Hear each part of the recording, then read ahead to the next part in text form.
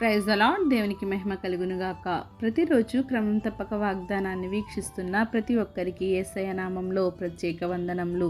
Subscribe చేసుకొని అనేక మందికి షేర్ చేసి దేవుని మాటల ద్వారా బలపరచండి. ఈ దినమునకై ఏర్పాటు చేయబడిన దేవుని వాగ్దానము ఇర్మియా గ్రంథము 18వ అధ్యాయము 6వ వచనము.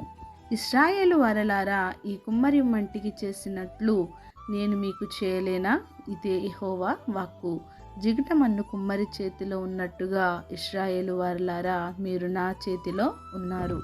O house of Israel, cannot I do with you as this potter? Said the Lord, behold, as the clay is in the potter's hand, so are ye in mine hand, O house of Israel. ప్రవక్త అయిన ఇర్మియాకు యెహోవా యొద్ద నుండి ఒక వాక్కు ప్రత్యక్షమైనది. ఏమంటే, నీవు లేచి కుమ్మరివాని ఇంటికి పొమ్ము అని. యెహోవా చెప్పిన రీతిగా ఇర్మియా కుమ్మరివాని ఇంటికి పోయినప్పుడు అతడు సారె మీద పని చేయుచున్నాడు.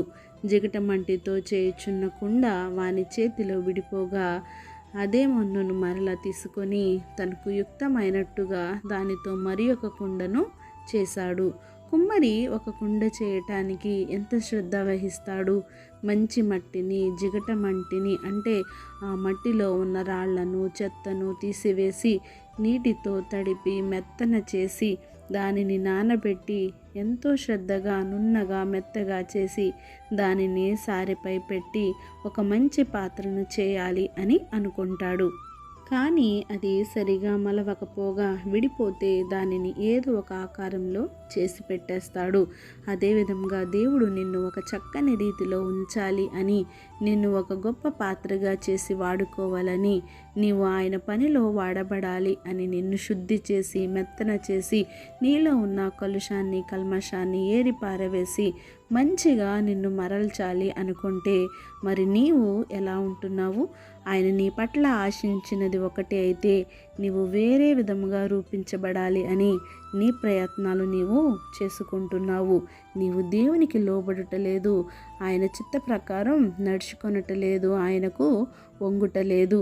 ఆయన నిన్ను మెత్తన చేయాలి అనుకున్న నీవు వంచబడటం లేదు. కనుక దేవుడు నిన్ను ఉంచాలి అనుకున్న స్థితిలో నీవు ఉండలేకపోతున్నావు.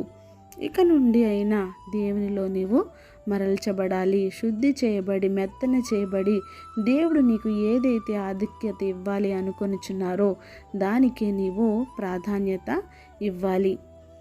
మనము ఆయన చేతిలో ఉన్నవారము. ఆయన ఏదైనా చేయుటకు సమర్థుడు. నీవు ఒక చక్కని గొప్ప పాత్రగా దేవునిలో వాడబడాలిగాక. ఆమేన్. చిన్ని ప్రార్థన. మమ్మల్ని అత్యంత మిక్కిలిగా ప్రేమించిన మా ప్రియ పరలోకపు తండ్రి, మీరు ఇచ్చిన వాక్యానికై వందనాలు దేవా. ఎవరైతే ఈ వాక్యాన్ని విన్నారో విన్న వాక్య ప్రకారం వారి జీవితాన్ని సరిచేసుకొని నాయన నీకు ఇష్టమైన జీవితాన్ని జీవించే భాగ్యం అందరికీ దయచేయండి దేవా. అవును ప్రభా, నీవు కుమ్మరివాడు, మంచి కుమ్మరివి తండ్రి. మమ్మల్ని మంచి పాత్రలుగా చేసుకొని వాడుకోవాలన్నది మీ ఆశ నాయన.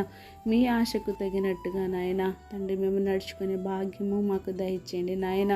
మాలో స్థిరత్వము దయచేయండి, నిలకడను దయచేయండి తండ్రి. ప్రార్థన అవసరత కొన్న ప్రతి ఒక్క బిడ్డని ఈ సమయంలో జ్ఞాపకం చేసుకోండి నాయన.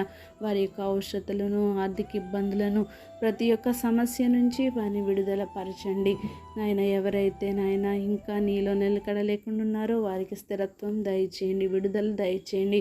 సమస్త ఘనత, మహిమ, ప్రభావములు మీరే ఆరోపించుకుంటారని యేసుక్రీస్తు పరిశుద్ధ నామమును ప్రార్థించి అడిగి వేడుకొంచున్నాను మా తండ్రి. Amen. God bless you all.